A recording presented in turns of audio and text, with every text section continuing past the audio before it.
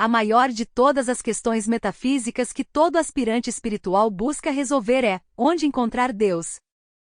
Existirá algum lugar no universo onde Deus pode ser encontrado? Deus está em algum lugar além do firmamento, ou está próximo de nós de alguma maneira? Jesus Cristo disse em Lucas capítulo 17 versículo 20 e 21, o reino de Deus não virá de um modo ostensivo. Nem se dirá, ei-lo aqui, ou, ei-lo ali. Pois o reino de Deus já está dentro de vós. Jesus apresentou à humanidade as mais profundas verdades espirituais e também os meios de realizá-las. Nesta palestra, vamos analisar esse verso do Novo Testamento à luz da filosofia Vedanta.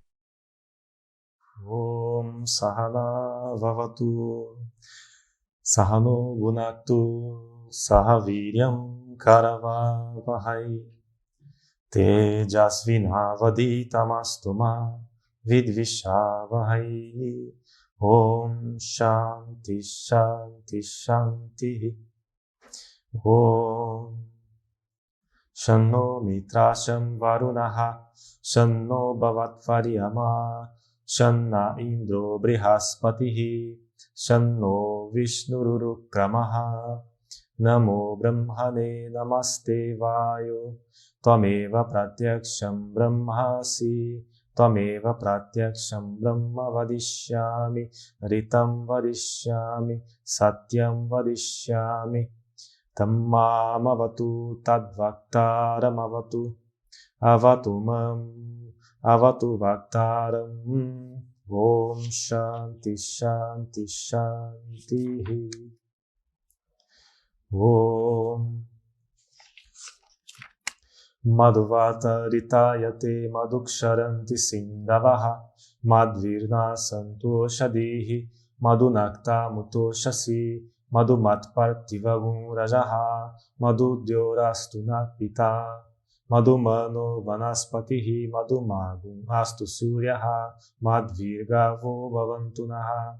Om Shanti Shanti Shanti.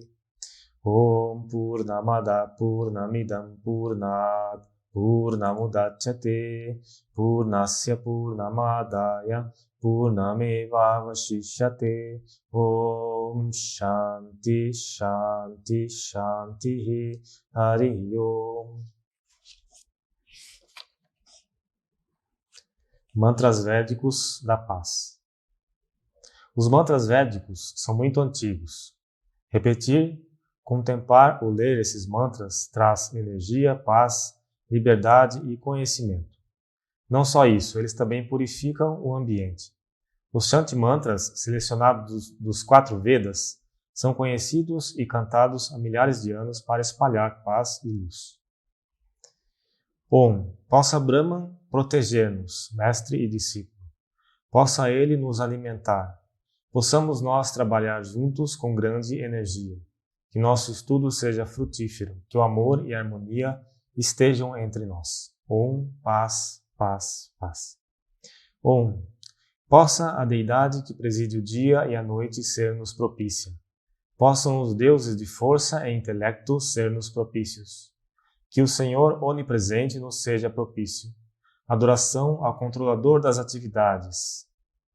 Falarei o que é correto, falarei a verdade. Que Brahma me proteja, que Brahma proteja a todos. Om, paz, paz, paz.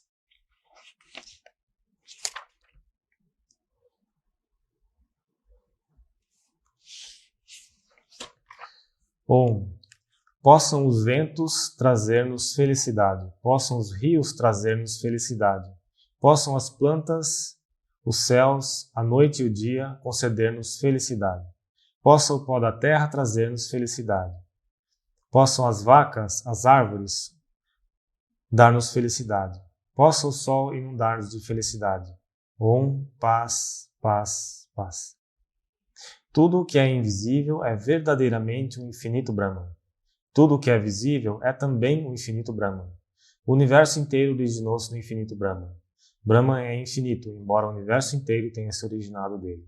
Om, paz, paz, paz. Boa tarde a todos. O assunto da conversa de hoje é O reino de Deus está em nosso interior.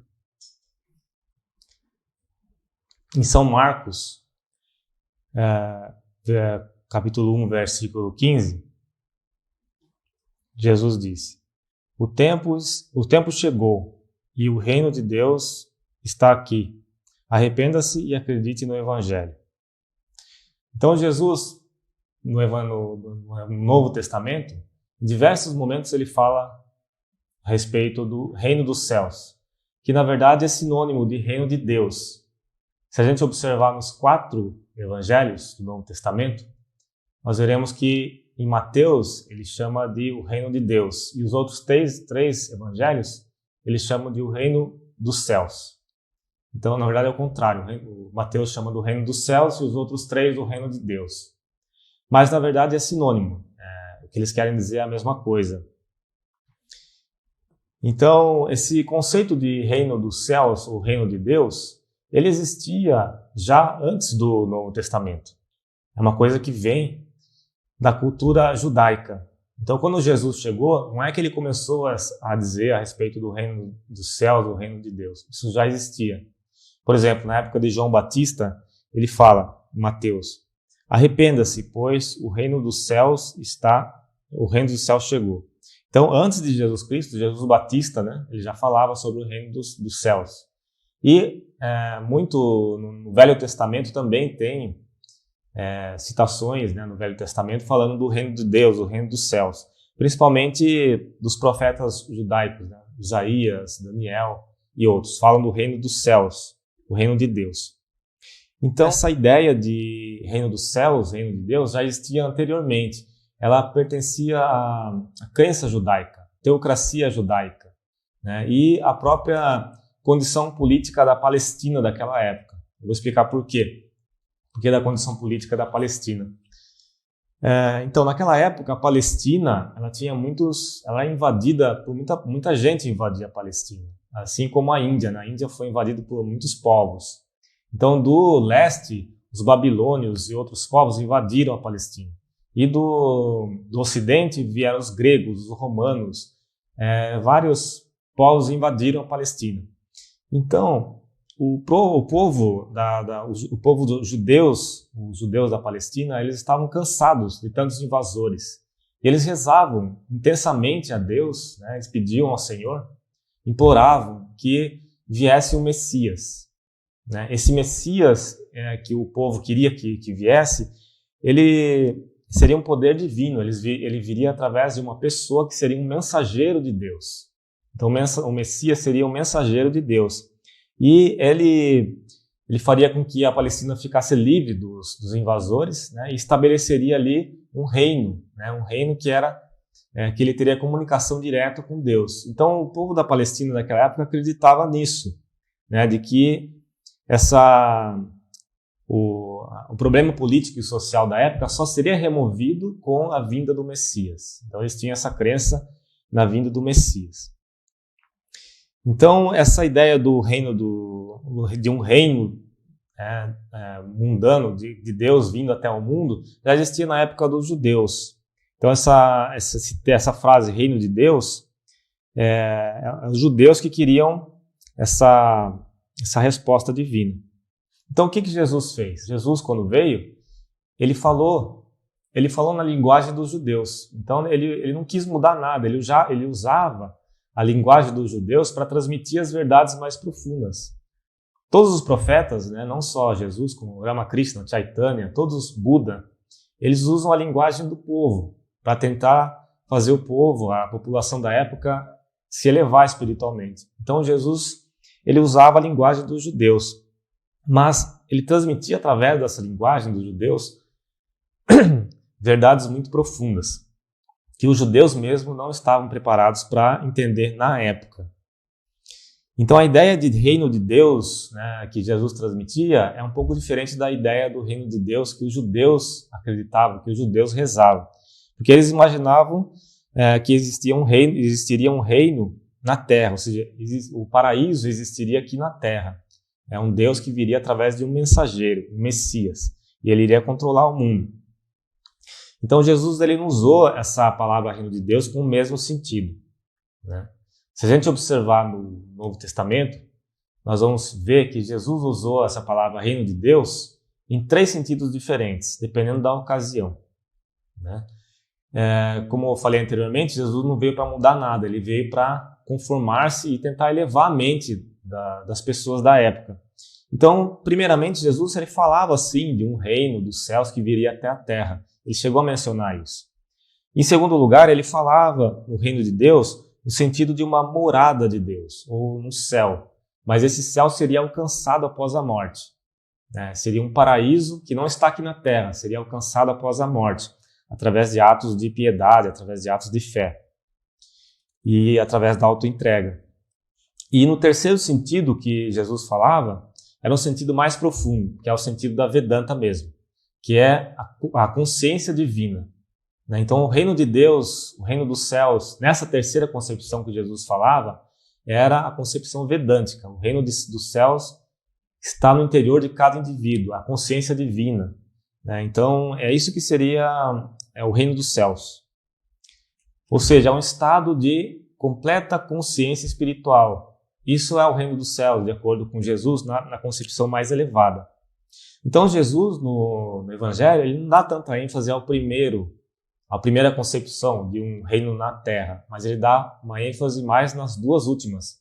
Ou seja, num reino que é um paraíso que vem após a morte, ou na mais profunda, que é o reino dos céus, que está no interior de cada indivíduo, está dentro de cada um de nós. Que geralmente é o que os cristãos dão menos importância, né? Se a gente verificar o que os cristãos mais pregam, mais acreditam, seria de um reino de Deus que vem após a morte, através de atos de piedade, através de uma vida virtuosa, uma vida de fé. É um reino de Deus que você vai alcançar depois que você morrer e que não está aqui, ele está em outro lugar, no paraíso. Mas essa terceira concepção de Deus, o reino de Deus está no seu interior, né? Não se dá tanta ênfase, mas é o que forma a base da filosofia Vedanta. O reino de Deus está no seu interior. Então, Sri Ramakrishna falava, né, que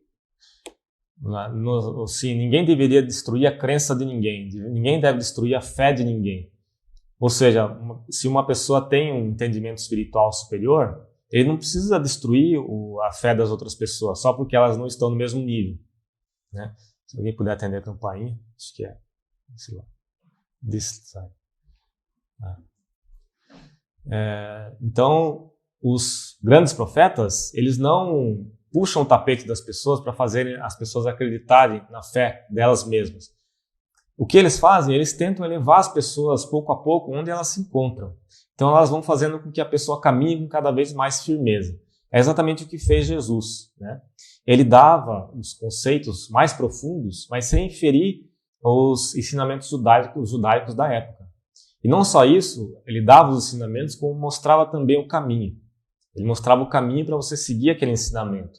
Então os grandes mestres são assim, em linguagem simples, eles dão o caminho e também dão os ensinamentos mais profundos e dão também o caminho para você trilhar aquele ensinamento.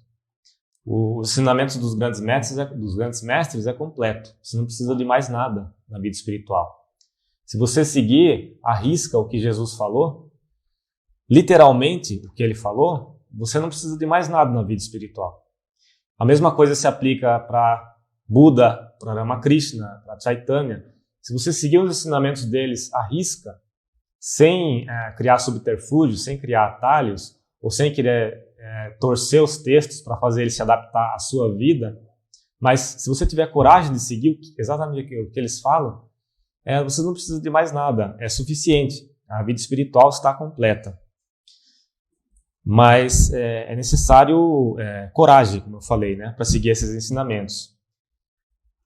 Então, Jesus, na primeira concepção, né, que é um reino de Deus que vem à Terra, nós podemos ver, por exemplo, no Pai Nosso. Venha a nós o vosso reino, seja feita a vossa vontade, assim na terra como no céu. Então, venha a nós o vosso reino. Jesus está falando aqui para Deus trazer o reino de Deus à terra. Então, é a primeira concepção de um reino de Deus na terra. A segunda concepção é uma verdade mais elevada, é que Jesus ele afirma aqui uma outra crença popular, de que o reino dos céus ele está num domínio celestial, não está aqui na terra, ele está num plano celestial. Então não é um paraíso na terra, é um paraíso no céu, um paraíso num lugar, num plano diferente, né? E ele dá também, Jesus, ele dá quais são os atributos, o que você precisa fazer para você obter esse reino dos céus que vem depois da morte, através da fé, né? Então aqui, por exemplo, na Bíblia, né? Mateus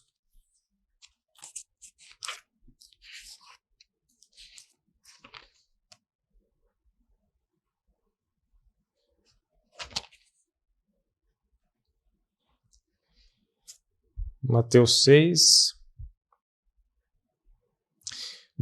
19 e 20. Não ajunteis tesouros na terra, onde a traça e a ferrugem tudo consomem, e onde os ladrões minam e roubam. Mas ajuntai tesouros no céu, onde nem a traça nem a ferrugem consomem, e onde os ladrões não minam nem roubam. Pois onde estiver o vosso tesouro, aí estará também o vosso coração. Então aqui ele dá um reino dos céus, que é um reino que, obviamente, não está aqui na terra. É um reino dos céus que vem após a morte, através da fé e da devoção, né? É um conceito diferente de um reino que está na terra. Depois ele fala também, Mateus 5, 16. Assim resplandeça a vossa luz diante dos homens, para que vejam as vossas boas obras e glorifiquem a vosso Pai que está nos céus. Então, o Pai está nos céus, né? Porque vos digo que, se a vossa justiça não exceder a dos escribas e fariseus, de modo nenhum entrareis no reino dos céus. Então, o reino dos céus que você tem que entrar, né? Não é um reino que está aqui. Sede vós, pois, perfeitos, como é perfeito o vosso Pai que está nos céus. Então, nesses termos, Jesus ele afirma aqui, ele não afirma um reino espiritual na terra, ele afirma um reino espiritual nos céus, um reino celestial. Onde está esse reino? A gente fica imaginando, né? Porque a gente não consegue ter uma concepção do que seria esse reino celestial que não está aqui na terra. Então, mas o que a gente sabe é que esse reino celestial que Jesus promete só tem acesso a esse reino quem é virtuoso, né? Quem está sem pecado, quem é piedoso, quem tem fé. Não é um lugar, esse reino não é um lugar para desfruto de prazeres sensoriais, não é um lugar para você se glorificar lá no céu. É um lugar onde, através da humildade, através da fé, através das virtudes, você vai alcançar após a morte. Então esse é o reino do céu, da segunda concepção de Jesus. É um reino que vem após a morte, o reino dos céus. A terceira concepção que Jesus dá, né, que é a concepção mais elevada, que está presente nos evangelhos também, é a expressão do reino dos céus como um sentimento de consciência de Deus. É uma consciência de Deus que você vai experimentar em você mesmo. Esse é o reino dos céus, a terceira concepção mais elevada que a gente encontra no evangelho. Em São Lucas, por exemplo, São Lucas 17, versículos 20 e 21. Ele fala aqui qual é a visão do verdadeiro reino dos céus. O reino dos céus não vem com a observação. Ninguém dirá que ele está aqui ou está ali, pois veja, o reino dos céus está dentro de você. Então aqui ele fala, primeiro, o reino dos céus não vem com a observação. Só dele falar isso, nós vemos que esse reino dos céus não é uma coisa que você pode perceber objetivamente. Não é uma coisa que você pode ver com os seus 5 sentidos. Você pode tocar, você pode andar, você pode... O reino dos céus ele não vem com a observação. É um reino que ele transcende a questão do espaço e tempo. Ele transcende os 5 sentidos. Então esse é o que Jesus explicou, né? Está bem claro. Ele não existe fora de nós, ele está dentro de nós. Essa é a concepção do reino de Deus, ou o reino dos céus. Então é a consciência divina. A consciência divina que cada um de nós pode alcançar. E ele não tem referência ao espaço e tempo. Outra coisa é que esse reino dos céus, onde quer que você esteja, ele está lá. Né? Isso é uma afirmação importante a respeito desse reino dos céus que Jesus afirma. Não importa onde você esteja fisicamente, esse reino dos céus está lá, porque ele está dentro de você.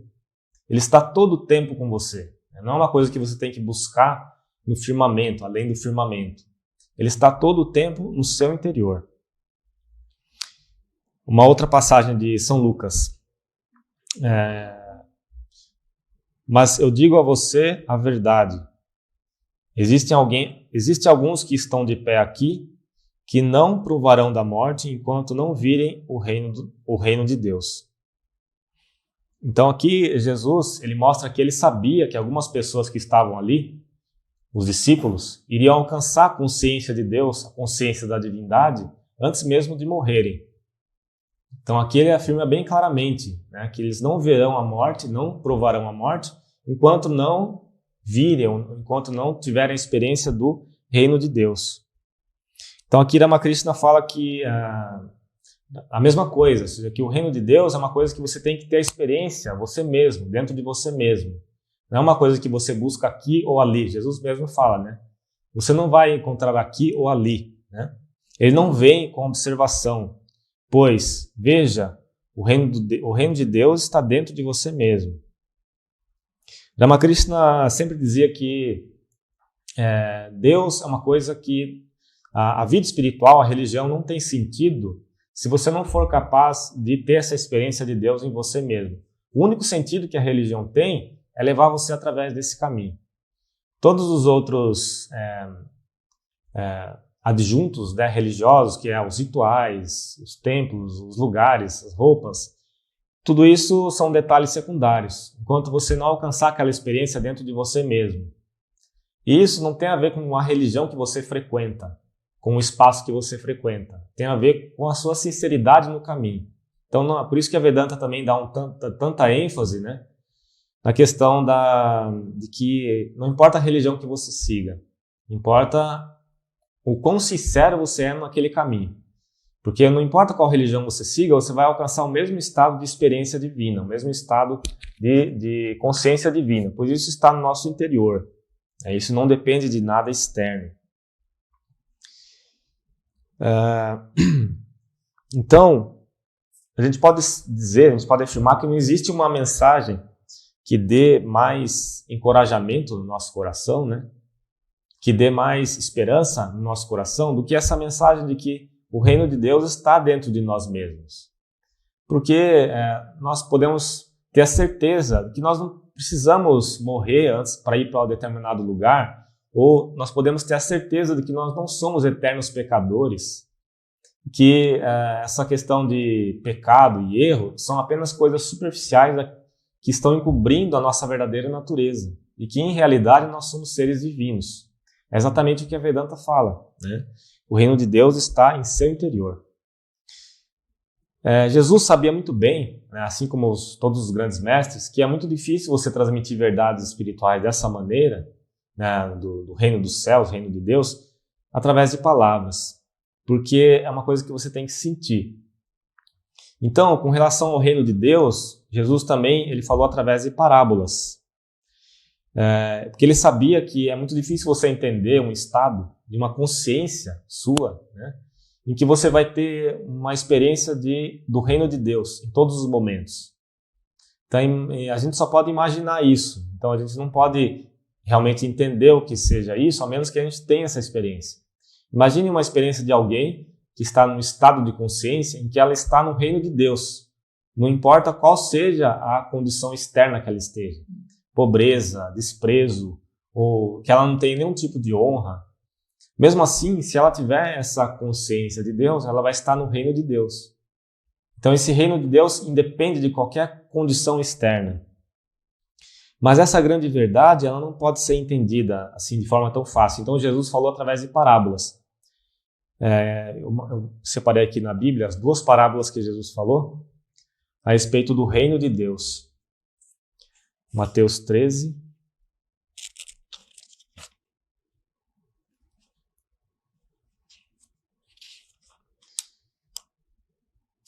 Mateus 13, 31, 33.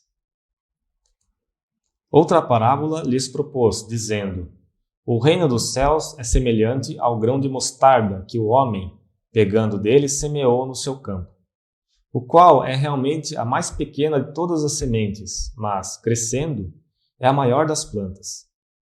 E faz-se uma árvore, de sorte que vêm as aves do céu e se aninham nos seus ramos.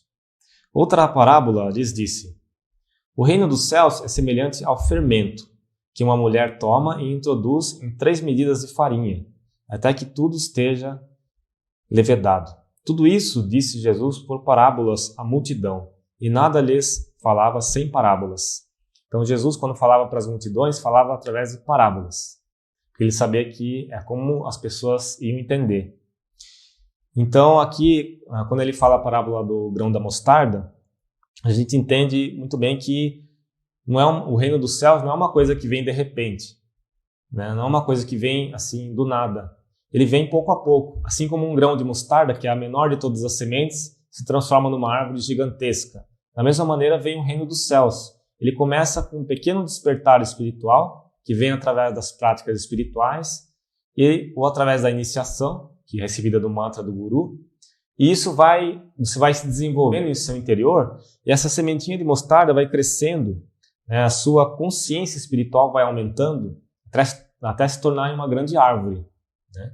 Então Jesus falou que o reino dos céus é isso, é semelhante a isso. A essa semente de mostarda que começa, é a menor de todas as sementes e vai crescendo uma grande árvore.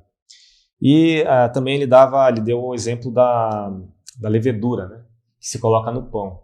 Então a levedura que ela se coloca no pão e o pão cresce, né? Se transforma num grande pão. O que é essa levedura? Essa levedura são os ensinamentos espirituais que a pessoa recebe. A iniciação que a pessoa recebe, essa é a levedura, né? Quando você recebe essa levedura, isso faz o pão crescer. Mas sem isso, o pão não cresce, né? Você pode assar o pão e ele não vai ficar bom. Então é necessário você receber essa instrução espiritual e isso vai crescer pouco a pouco, com disciplina espiritual. Então isso, desde os tempos imemoriais, né, na Índia, essa tecla tem sido muito batida, né, que é necessário você fazer práticas espirituais, é necessário você fazer tapasya, é necessário você fazer sadhana, porque se você não fizer, você não vai adicionar levedura no pão, o seu pão não vai crescer. Então é necessário você fazer prática espiritual. Então essa questão da prática espiritual é uma coisa essencial dentro do hinduísmo. É uma coisa que a Vedanta dá muita ênfase. Por isso surgiram as 4 yogas. As 4 yogas nada mais são do que a parte prática da Vedanta. Você adicionar levedura no pão e fazer o pão crescer. Você transformar a semente de mostarda em uma grande árvore. Isso é feito através da prática. Não é através de leitura e também não é através de atalho. Isso não vem de repente. Isso tem que ser trabalhado dia a dia, pouco a pouco.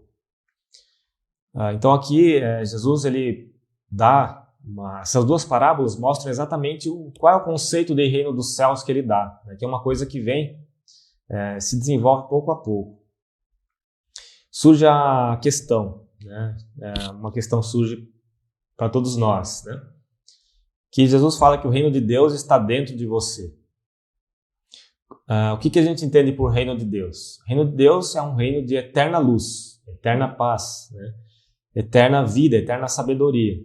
Como é que um reino de Deus, que é a eterna luz, a eterna sabedoria, pode estar dentro de nós, né? Como é que nós podemos conceber que a maior culminação da vida humana, que é o reino de Deus, pode estar dentro de nós? Porque quando a gente começa a nos analisar mais de perto, nós vamos perceber que a jornada na nossa vida, né, tem muitas coisas como ilusão, morte, doença, males, né, várias forças, né? E várias forças positivas e negativas. Como é que um reino de Deus pode estar dentro de nós, se nós sabemos isso? Então, o nosso corpo físico, por exemplo, nada mais é do que matéria física. E ele está sujeito a diversos tipos de dor, sofrimento, né? O corpo é altos e baixos de sofrimentos, até que a pessoa alcança finalmente a morte. E o corpo experimenta fome, experimenta sede, ele passa por calor, passa por frio, né? E dentro do corpo humano nós sabemos tudo o que acontece, né? O corpo humano, em realidade, você tem que lavar ele todo dia, porque senão ele vai ficando cada vez mais sujo.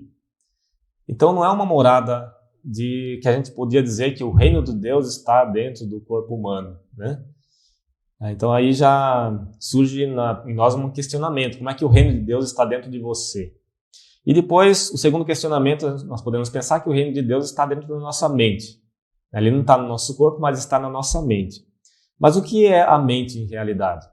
Para a maioria das pessoas, a mente é um parque de diversões também, de forças más e forças boas, né? Constantemente tem forças boas e forças más na mente, onde a dor e o prazer se alternam, né, constantemente. E existe a inquietude na mente constante. A pessoa segue inquieta constantemente. Como é que existiria lugar dentro da mente, então, para o reino de Deus, né?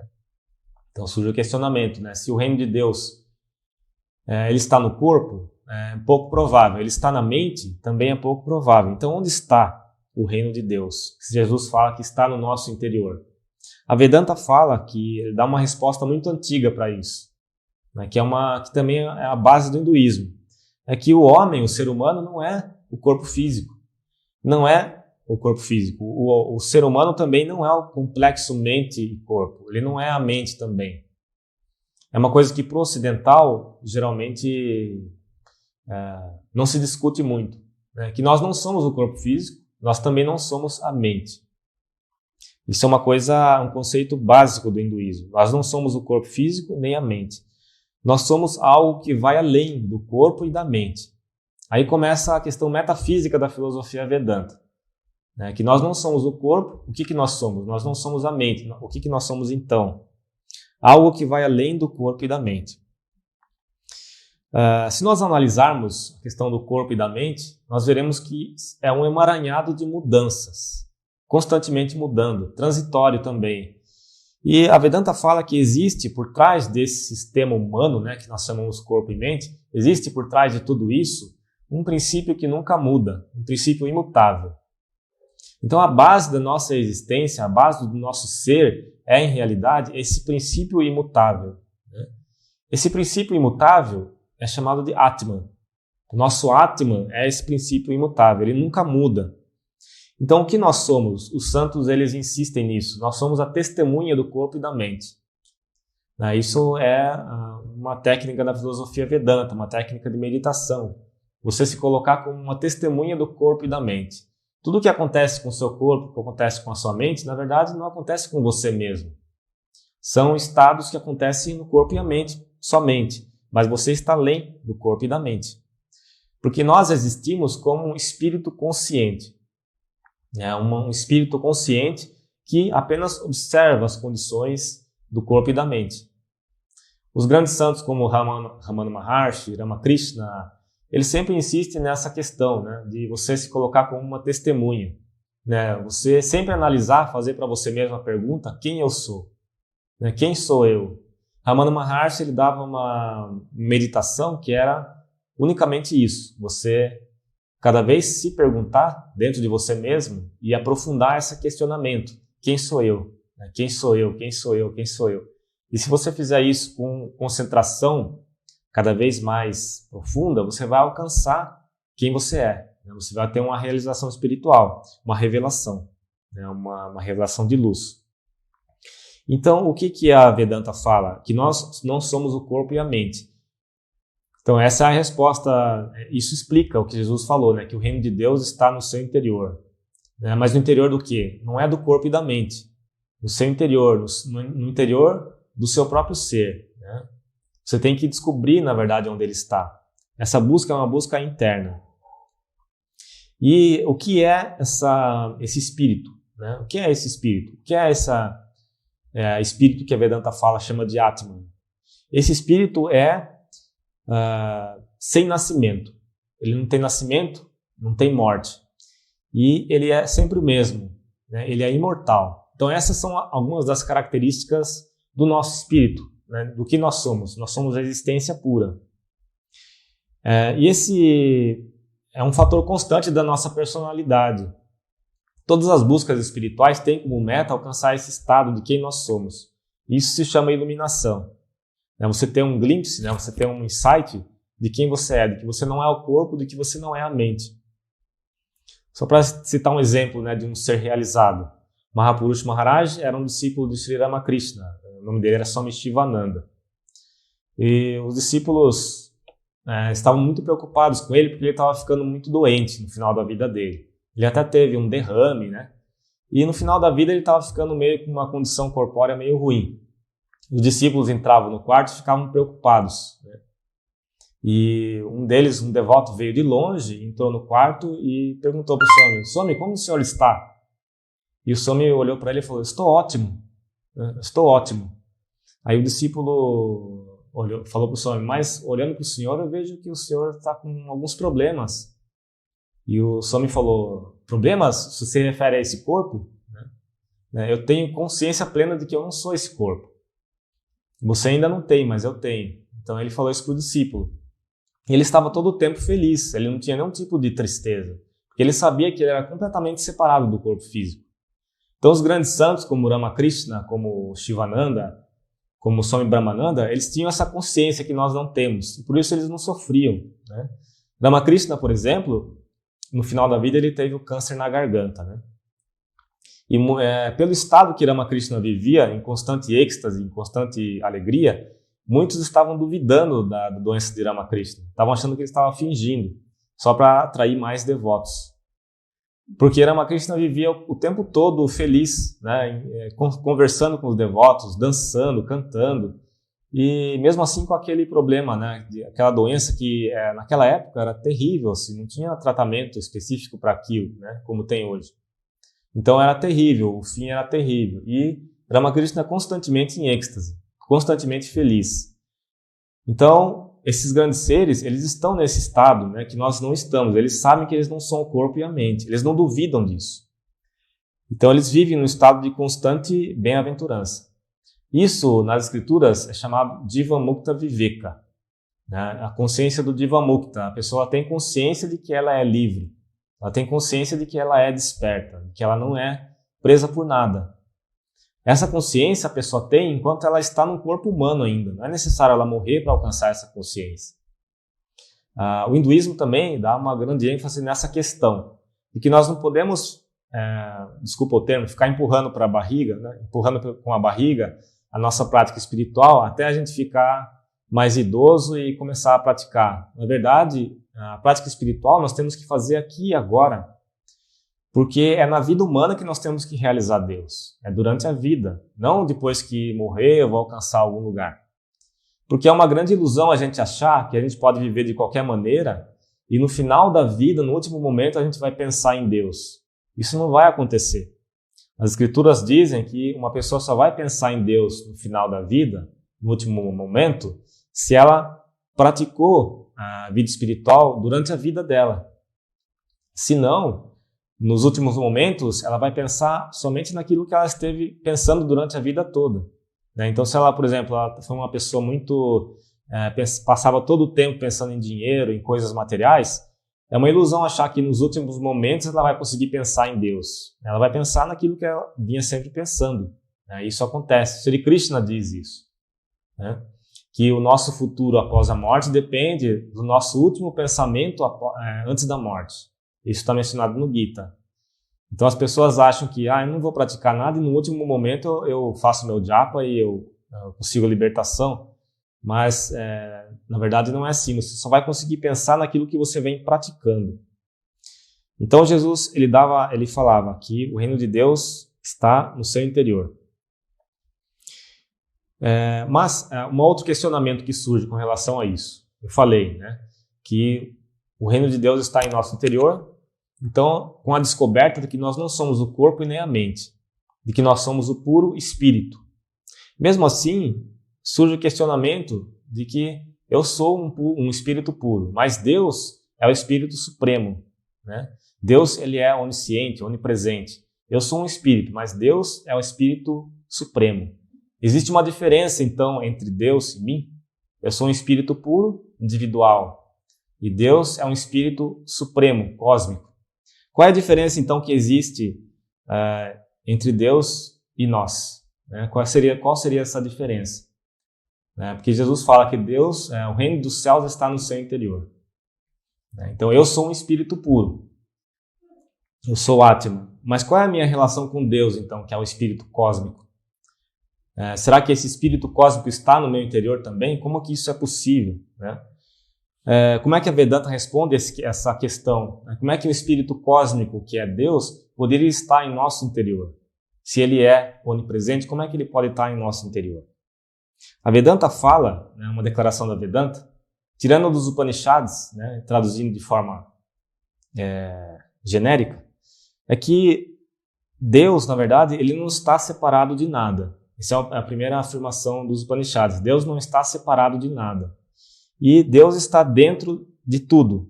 Nada existe fora dele. Nada existe fora de Deus. E ele inclui tudo. Então aí, essas são alguns conceitos a respeito de Deus. Ele inclui tudo e nada está separado dele. Então o que isso implica? A consequência direta disso é que Deus está tanto dentro quanto fora. Deus está no nosso interior e também está fora de nós. Ele está em tudo. Ramakrishna deu um exemplo de um pote de barro. Se você coloca um pote de barro na água, inicialmente ele faz até um barulho, glu, glu, glu, glu, até ele encher. Quando ele enche, o que tem no pote dentro da água? Tem água dentro e tem água fora. Então não existe diferença entre dentro e fora. Da mesma maneira, Deus está dentro de nós e também está fora de nós. Ele está em todas as partes. Ele está nos seres animados e inanimados. Não existe lugar onde Deus não esteja, pois Ele é a única realidade. Então aí já é um passo além. Deus é a única realidade. Aí entra nas teorias da Advaita Vedanta, que existe apenas um, não dois. Então Deus é a única realidade. Isso implica que ele está dentro de tudo e está fora de tudo, pois ele é a totalidade da existência. Ele está em todas as partes e ele é a perfeição da existência. Ele é autoluminoso e é a pura consciência. E ele está dentro de nós como nosso ser mais interior. Uma das afirmações que nós podemos também pensar é que para alcançar a alma do universo, para alcançar Deus, você tem que primeiro alcançar a sua própria alma. É uma afirmação bem profunda. Ou seja, para você alcançar a alma do universo, para você alcançar Deus, você tem que alcançar primeiro a sua própria alma. Então nós vemos a humanidade preocupada hoje em explorar o universo, buscar o que tem em Marte, buscar o que tem em outros planetas, buscar o que tem nas estrelas. E cada vez que se explora, cada vez os cientistas veem que é algo infinito, que não tem como se explorar totalmente. Mas as escrituras antigas, principalmente da Índia, já deram a solução. Eles falaram, você não precisa explorar o universo infinito para entender o que é o universo infinito. Você tem que explorar o seu próprio ser. Encontre a sua própria alma e você vai encontrar a verdade sobre todo o universo também. Por isso que Ramakrishna ele nunca explicava nos ensinamentos dele coisas metafísicas sobre o universo, sobre a vida após a morte. Ele dava mais ênfase na parte da sadhana. Ele fala, pratique a devoção, seja um devoto. Porque se Deus quiser, ele vai explicar tudo para você. O que isso significa é que no momento que você tem a realização espiritual, todas essas coisas a respeito do universo, a respeito da sua relação com o universo, sua relação com Deus, tornam-se claras. Mas isso é uma questão de experiência, não é uma coisa intelectual. É uma comunicação direta com a realidade suprema.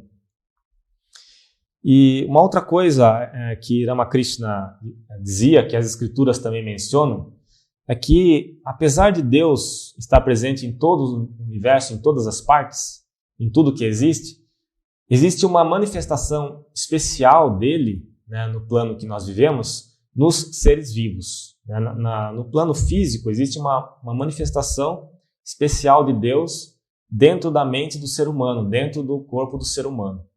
Então, a maior manifestação de Deus no universo é encontrado no coração humano. Por isso que se dá tanta importância a buscar Deus no seu coração, porque é onde Deus está mais manifesto em todo o universo. No Bhagavad Gita, Krishna diz, né, que eu sou o ser que reside no coração de todos os seres. Então, isso é um conceito vedântico também, né? E nos Upanishads falam que dão um exemplo de que o corpo humano, né, é a cidade de Brahman, o coração humano é a cidade de Brahman, ou seja, onde Brahman reside, junto com todos os órgãos físicos, os órgãos de ação, os órgãos de reflexão, os órgãos de percepção, os órgãos de cognição e o prana, né? Tudo que existe no nosso sistema psicofísico é onde se manifesta de forma mais evidente, né, o poder divino, o poder de Brahma. Então, buscar Deus no universo, o lugar mais adequado não é você ir para algum lugar para buscar Deus, é você buscar Deus no seu próprio coração, porque é onde Ele está, né, independente do lugar onde você esteja. Então, essa consciência suprema, ela permeia tudo e ela sustenta tudo. Ela é a base do universo e ela está no interior do coração de cada indivíduo. É isso que diz a Vedanta, né? E o que Jesus diz também, que o reino de Deus está no seu coração.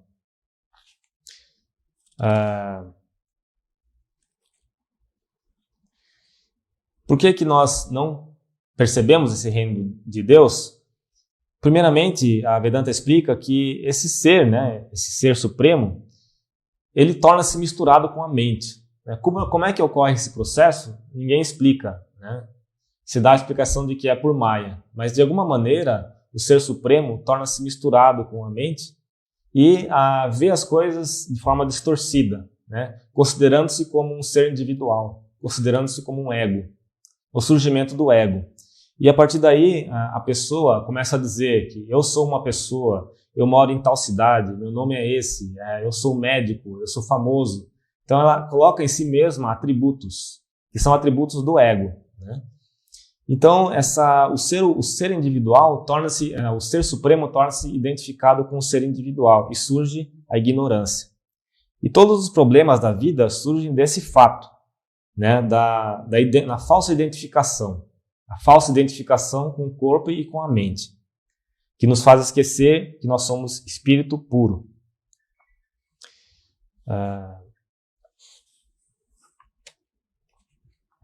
No Kena Upanishad dá uma descrição do que é essa realidade suprema. Aquilo que os olhos não podem ver, mas que percebe os olhos. E por causa dele, os olhos veem. Aquilo que os ouvidos não podem ouvir, mas que percebe os ouvidos. Por causa dele, os ouvidos ouvem. Aquilo que o nariz não pode cheirar, mas por causa dele, o nariz tem o poder de cheirar. Saiba que essa é a suprema realidade e está morando sempre no seu interior. Então, os Upanishads corroboram aquilo que Jesus fala, que o reino de Deus, o reino dos céus, está morando sempre no seu interior.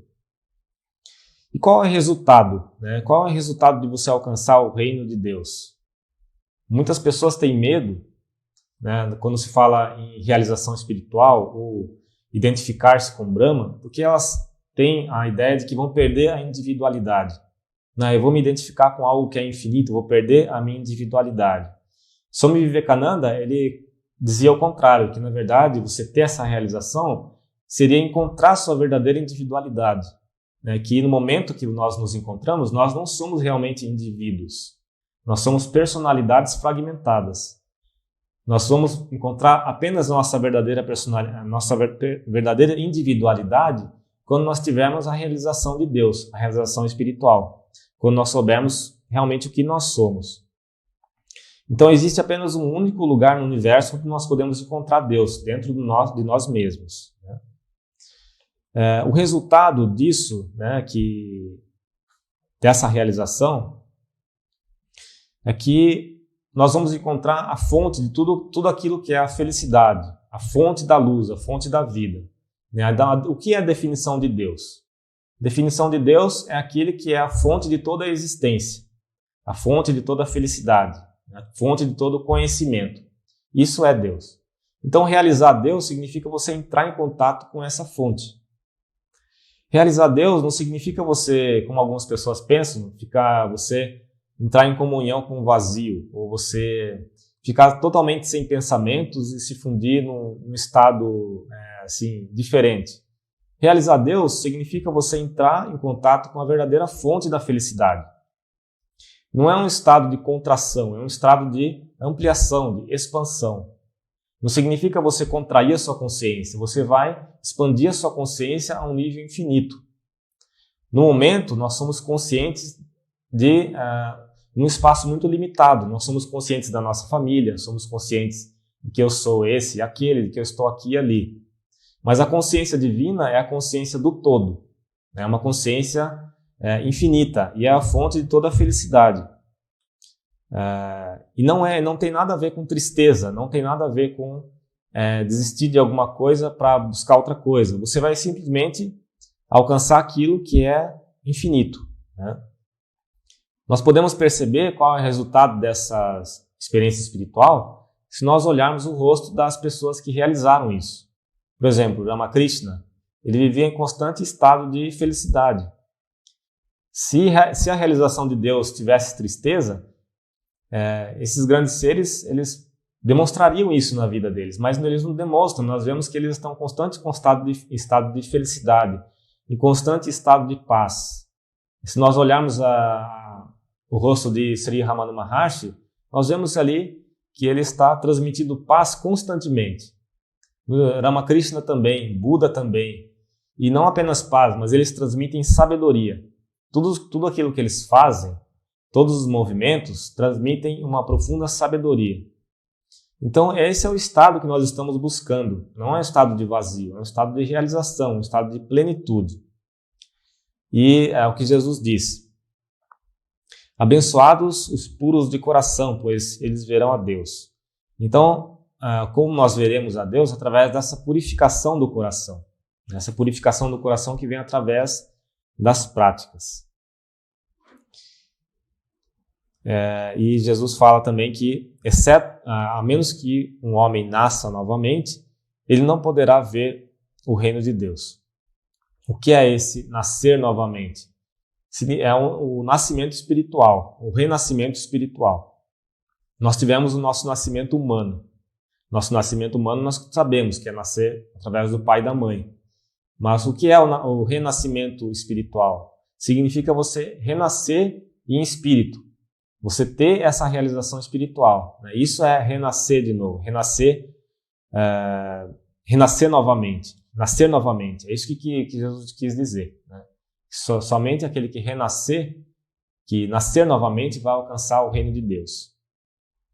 Então, nós vemos que Jesus Cristo, em palavras muito simples e familiares, nos traz as verdades mais profundas. Nós temos apenas que refletir sobre essas palavras e tentar praticar, né, da maneira como Ele mesmo ensinou. Só isso já é suficiente para a nossa vida espiritual. Nós não precisamos buscar ler tantos livros e sermos tão intelectuais assim. Simplesmente praticar esses simples ensinamentos, né, de Jesus, de Ramakrishna, já é suficiente. Namastê, boa semana.